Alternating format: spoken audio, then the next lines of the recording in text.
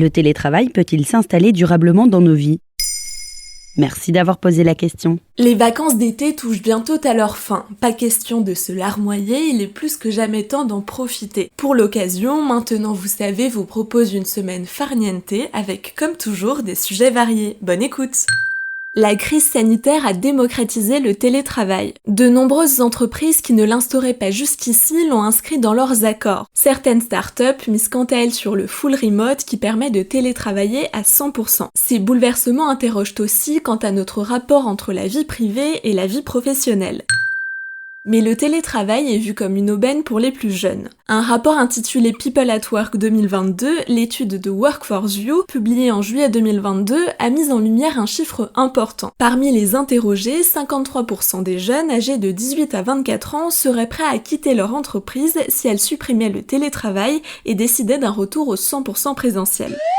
C'est beaucoup. C'est le premier chiffre si significatif. Le plus élevé. Pour l'ensemble des salariés interrogés, tout âge confondu, 36% seraient prêts à quitter leur emploi. Pour les adeptes, les avantages sont nombreux. Flexibilité, temps pour faire des choses chez soi, cuisine, tâches ménagères et autres, sur son temps de pause, gain de temps en oubliant les trajets pour aller au bureau et pour certains aussi, de sommeil.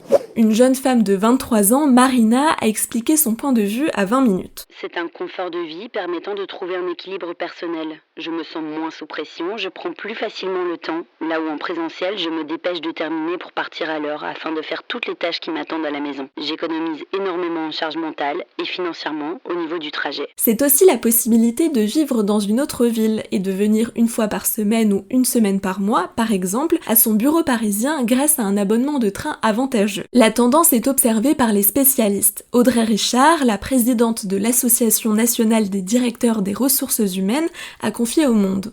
Depuis l'épidémie de Covid-19, le télétravail, c'est devenu la base. En dessous de 2 jours par semaine, les DRH voient des jeunes qui refusent des CDI. Et si ce n'est pas dans la fiche de poste, certains ne postulent même pas. Et qu'en est-il de la possibilité de télétravailler à 100% ? On parle de full remote. Un article du Monde Campus, sorti sur ce sujet au début de l'été 2022, met en avant l'ultra-flexibilité. Elle est notamment prônée par l'entreprise Welcome to the Jungle, spécialisée dans l'annonce d'emploi en ligne, qui fonctionne surtout avec des jeunes salariés. Une commerciale a expliqué aux médias avoir laissé son appartement parisien de 30 mètres carrés pour un appartement à Marseille de 60 mètres carrés et un meilleur style de vie.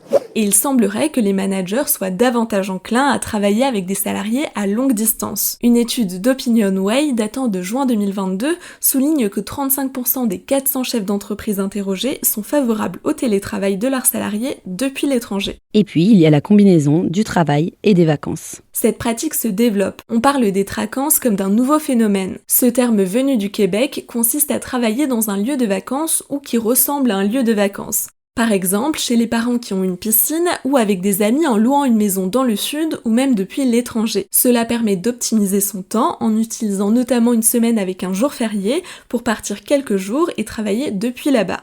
En 2022, le monde du travail est plus hybride qu'il ne l'a jamais été après 2 années de crise sanitaire. Un choix qui ne motive pas tout le monde. Le distanciel demande une bonne installation, une bonne connexion internet et du calme. Une partie des travailleurs estiment aussi être plus efficaces au bureau, un lieu apprécié pour les interactions sociales avec les collègues, alors que le télétravail est propice à la solitude. Les années à venir devront donc participer à redéfinir le cadre classique du travail.